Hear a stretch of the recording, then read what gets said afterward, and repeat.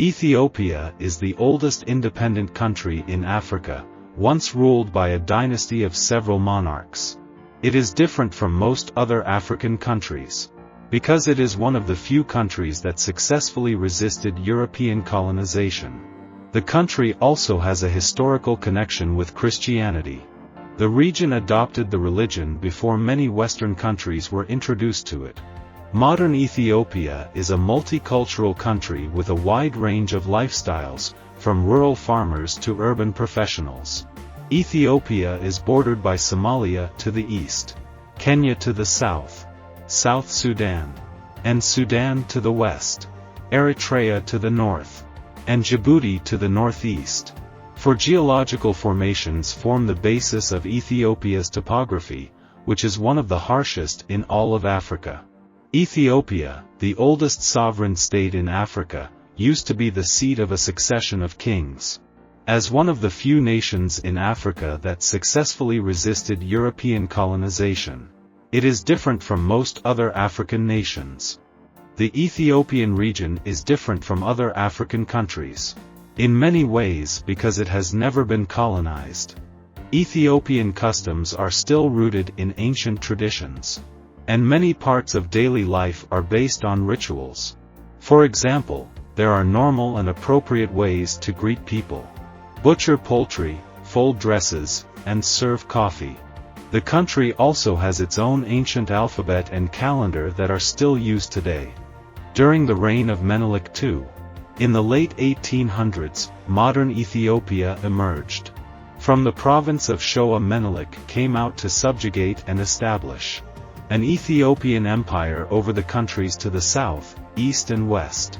With the assistance of the Shiwan Oromo militia led by Ras Gobina, he began to expand the empire.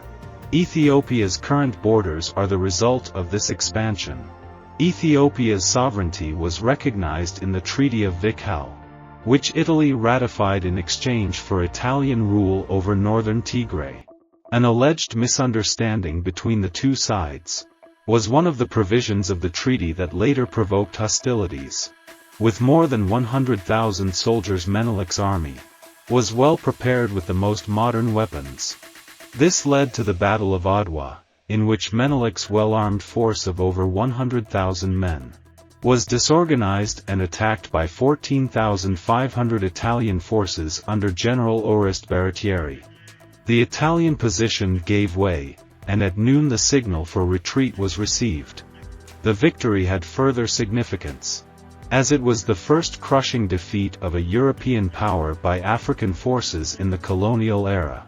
Menelik's victory over the Italians gave him considerable authority among European states and strengthened his mandate in the country. A federation of 9 national regional entities was established by the Federal Democratic Republic of Ethiopia in 1995 when it adopted its constitution. The Prime Minister heads the government of the Federal Democratic Republic of Ethiopia and appoints all other ministers to the cabinet, sometimes called the Council of Ministers.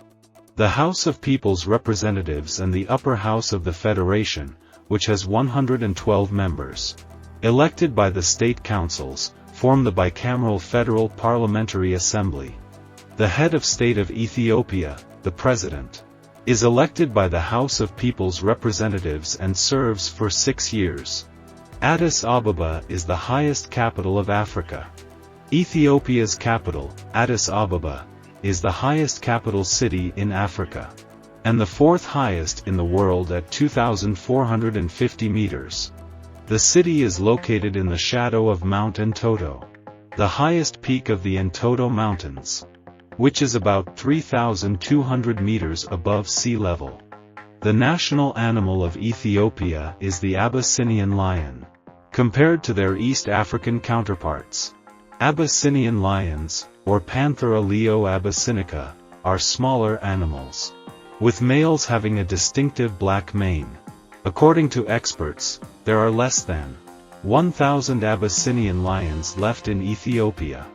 Their last progenitors appear to be contained in the Addis Ababa Zoo, which was established in 1949 under the Lion of Judah, Emperor Haile Selassie. The purpose of the zoo was to raise animals for exhibitions as symbols of his rule. Ethiopians are a heterogeneous ethnic group, with most differences explained by linguistic classification. Approximately 100 different languages are spoken in Ethiopia, which fall into 4 categories. The vast majority of languages are members of the Afroasiatic language family, namely the Semitic, Cushitic, and Omat language families. All official languages of Ethiopia are recognized by the state as stated in the constitution. But the working language of the federal government is Amharic. Ethiopia is home to several indigenous African religions, most of which are located on the western and extreme southwestern borders of the country. Generally speaking, Muslims and followers of traditional African religions live in the lowland eastern and southern regions of the country, while most Christians, mostly those belonging to the non-Chalcedonian Ethiopian Orthodox Tewahedo Church, live in the highlands. The history of Rastafari can be traced back to Africa, although the movement originated and developed in Jamaica. The word Rastafarian comes from the word Ras, which means leader in the official language. Ethiopia, Amharic, and Tafari, named after the former Ethiopian Emperor Haile Selassie I. He was also the spiritual leader of the Rastafarians, who was considered to be God incarnate. Erta Ale, located in the Danakil Depression in the Afar region of northeastern Ethiopia, is one of the driest, lowest and hottest places on Earth. The area suffers from drought, is devoid of trees and has virtually no roads. Erta Ale, known to Afar as Smoking Mountain and Gateway to Hell, is an active basaltic shield volcano. It is one of the few continuously active volcanoes in the world and a member of an even more exclusive group, volcanoes with lava lakes. Although there are only 5 known volcanoes with lava lakes in the world, Erta Ale often has 2 active lava lakes, making it a unique place. The cloud forest in Ethiopia holds some of the last wild Arabica plants. About 250 kilometers southeast of Addis Ababa is Heron Forest, tropical forest, which is protected in the Simien Mountains National Park. Hides a tangle of vegetation behind the usual low-lying cloud cover. And among the thick leaves, one of the few types of wild coffee left in the world blooms. Most people did not drink wild coffee. Farmers who grow this crop have sole responsibility for all commercially available beans. Some of the last wild Arabica plants can be found in Ethiopia. A 2017 study found that more than 60% of the world's wild coffee is threatened with extinction. Harvesting by hand select bright red fruits, and this process is often hindered by baboons. In the 1st century AD, the Kingdom of Axum, the largest kingdom of antiquity, arose in Ethiopia. This wealthy African civilization flourished for centuries, ruling over a large area, and having access to the vast trade routes that connected the Roman Empire to India and the Middle East. The Ethiopian Orthodox Church has long believed that Axum is a holy city, built by Emperor Fasilides. The rectangular ancient men's church, located in the southern part of the church complex, is a noteworthy example of traditional architecture. Here you can find wonderful ancient frescoes depicting the 9 saints. The Ark of the Covenant is said to be kept in the Church of St. Mary of Zion. Adjacent to the main church are 2 modest chapels, one of which houses the Ark of the Covenant. Some say that the foundation on which it stands may belong to the first church in Africa. Located in the northern region of Ethiopia, many hours away from any densely populated place. It is a vast and rugged terrain that is unmatched anywhere in the world. In the Danakil Hollow, Dalil is a hostile planet of boiling salt that does not welcome humans. One of the lowest and hottest regions in the world is the Danakil Depression, often called the Afar Depression. Dalil itself is surrounded by boiling hot springs that send hot minerals and dangerous gas bubbles to the surface, in addition to the normal temperature of 94 degrees Fahrenheit. These geological processes left Danakil desolate. But they also contributed to the area's scenic appeal by bringing reddish-orange, yellow and green salt formations to the lowlands. Danakil is extremely uninhabitable. But due to the fact that there is a lot of table salt in the area, some people still come here to work. Mount Simien National Park in northern Ethiopia is a remote place with unusual fauna and stunning landscapes shaped by both traditional agriculture and nature. Guests from Ethiopia and other countries have long admired the natural splendor of this region. In addition to its almost alien terrain, the park is home to wildlife found nowhere else on Earth, making it a UNESCO World Heritage Site. Even the most experienced safari tourist can appreciate the park, because they live here. Ethiopian wolf, the gelada baboon, and walia the capricorn.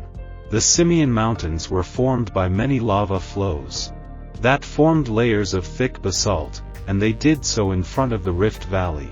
Most of the mountain range is formed by the remnants of a shield volcano. The Simien Mountains fell suddenly as a result of volcanic activity and uplift of the whole rock. The modern appearance of the mountain massif was also affected by many years of erosion. 11 medieval monolithic churches are carved into the rock in the hilly area of central Ethiopia. Their construction is attributed to King Lalibela, who sought to found a new Jerusalem after the cessation of Christian pilgrimages to the Holy Land due to the Muslim invasion. Churches were hewn out of the living rock using monolithic blocks, rather than built in the traditional way. These blocks were additionally polished to create columns, doors, windows, floors, roofs and other structures. A vast network of ceremonial corridors, ditches and drainage systems was built to accompany this massive undertaking.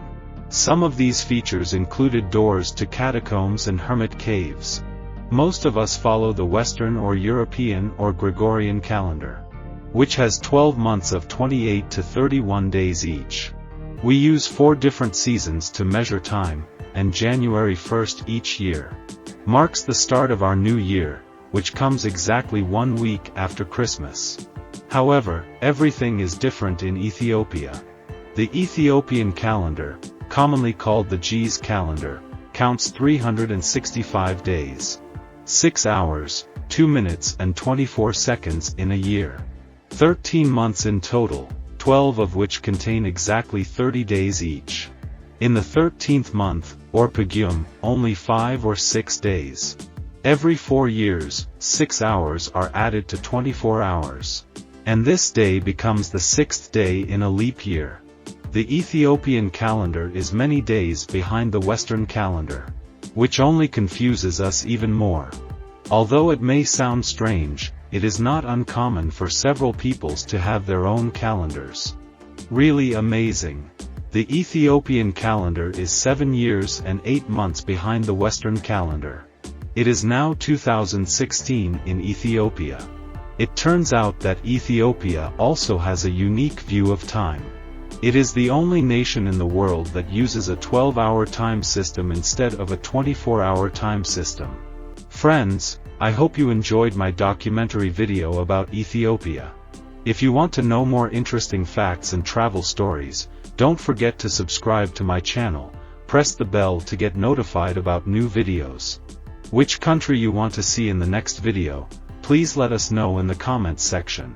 Thank you for your attention, and see you again on my channel.